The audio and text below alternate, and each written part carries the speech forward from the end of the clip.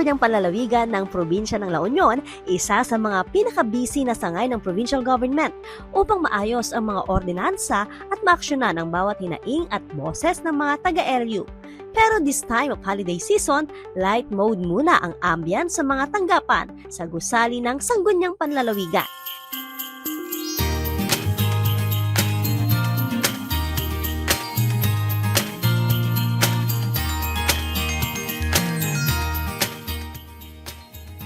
Welcome to Sangguniang Panlalawigan, La Union, Agesa. Hindi na kailangan pang dumayo sa mga munisipalidad sa probinsya dahil sa SP Building, tila malilibot mo na ang 19 na bayan at isang syudad sa probinsya sa kanilang mga natatanging dekorasyon featuring the different municipalities and city of the province of La Union. Representasyon ng bawat lokal na pamahalaan at kanilang pagkakakilanlan ng tema sa bawat tanggapan.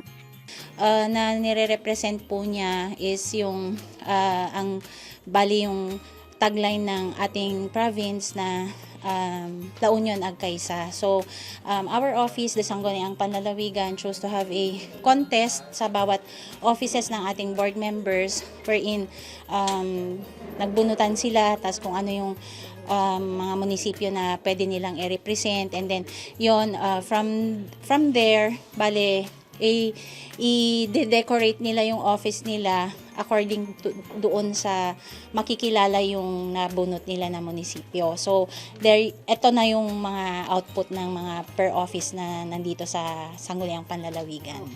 Gaya ng baluarte at pebbles ng bayan ng Luna, ang pamosong daing at mga alon ng dagat sa bayan ng Santo Tomas, surfing board at pawikan ng San Juan, kawayan at mga matitibay na kahoy na gamit sa paglikha ng furnitures ng mga bayan ng Rosario at Pugo, ang kalabaw, tubo, burnay at basi na pagkakakilanlan ng bayan ng Nagilian, multicolored buy-buy at indigenous clothes ng Bagolin at Burgos, minor basilica, dinungdang fest at replika ng agila ng Agoo, abal ng Bangar, yellow and black color na simbolismo ng bubuyog ng Baknotan bilang producer ng pulot o honey, kawayan para sa bamboo products ng Sudipan at Kaba, ang lambat na may huling bangus at bangus Christmas tree ng Aringay, walis tambo, kawayan, falls at Christmas tree na gawa sa walis tambo, ang pambato ng Santol at San Gabriel.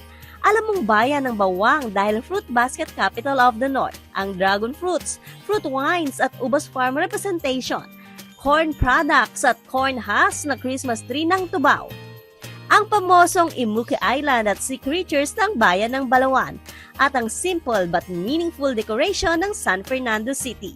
Sa creativity ng mga empleyado, hindi mahalatang gawa sa patapong bagay ang obra.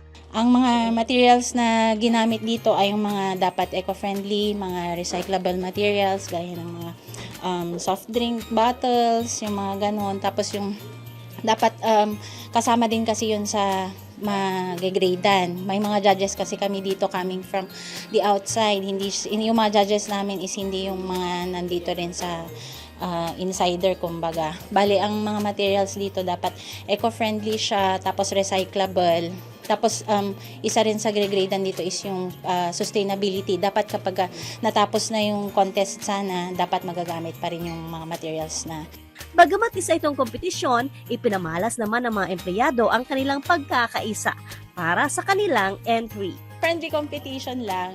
Kumbaga parang meron din silang makukuha, although at the end of the day, kumbaga parang nailabas nila yung creativity nila, at the same time na-represent din nila yung ganda ng La Union. Joan Punsoy, Balitang Solid North.